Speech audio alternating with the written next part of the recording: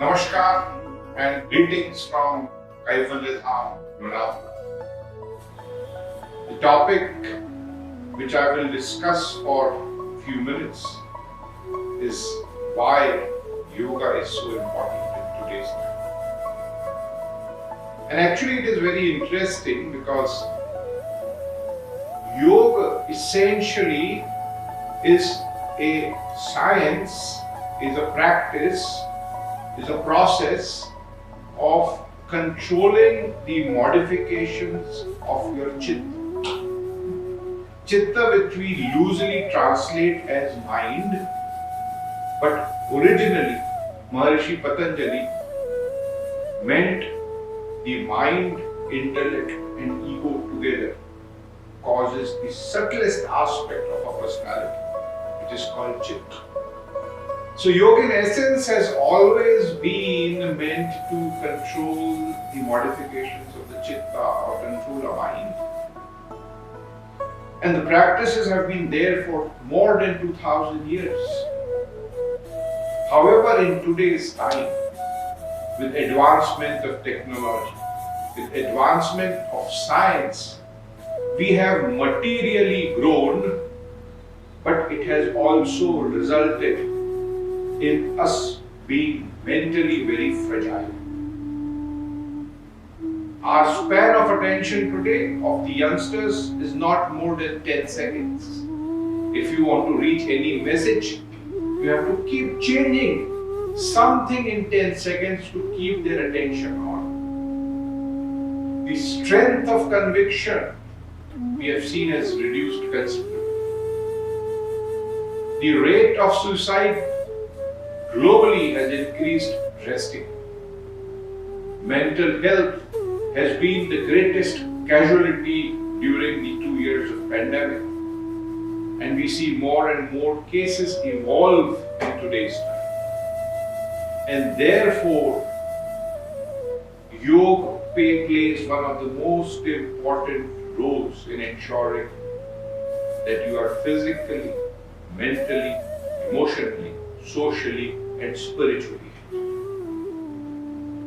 Because for us, looking at our physical health is the easiest thing to do.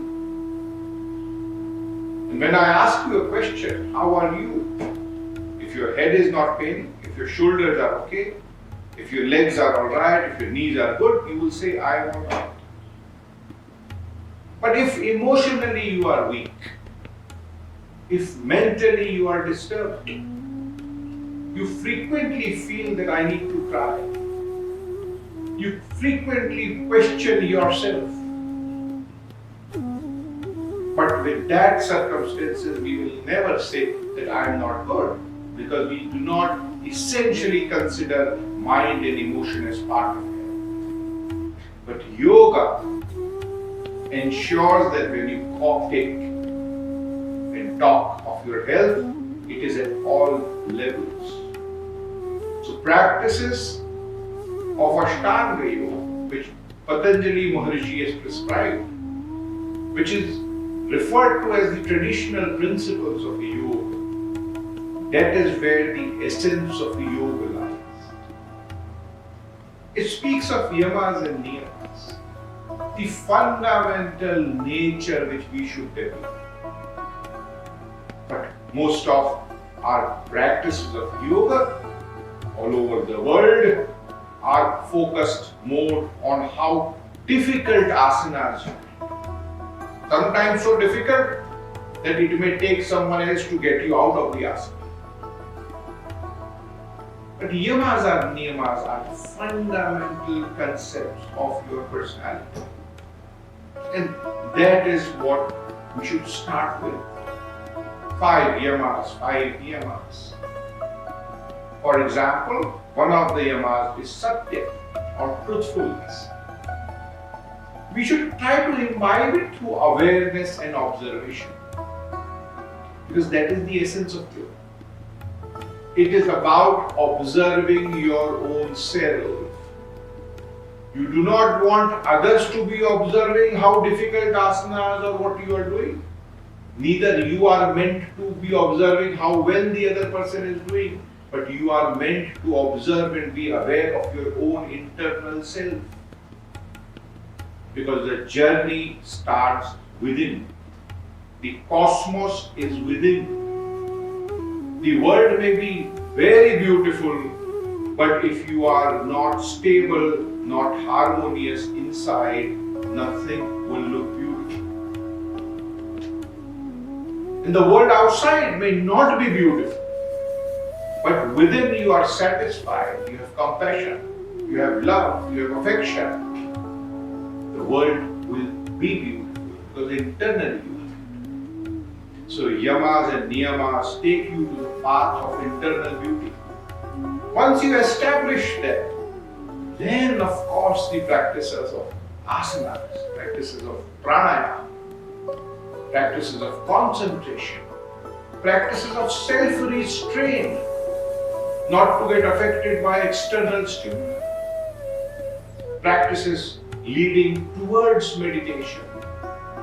All this become very beautiful, and it is our choice. No one forces us to go fast on this path of progress, but we should know the path. Once you know the path, you know the way to the destination. So friends, I do emphasize that when we share the knowledge of yoga, its importance of dealing with your mind and emotion should be emphasized much more than its benefit only in your physical body. And in today's time, the most important aspect of our health is the mind, the mental. And I can say with confidence that yoga is one of the best practices to deal specifically with your mind and emotions and your overall health. It is practiced across all religions. It can be practiced according to all cultures. It can be practiced by one and everyone. All you require is a space of 2 feet by 6 feet. There is no investment. But you need determination, you need devotion, and you need discipline. If you have these 3 Ds, you are all set on your journey in the field of yoga and in the field of you making yourself a lovely human being.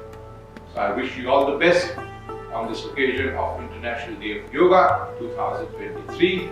Again, warm greetings from India, warm greetings from Kaivalyadhama.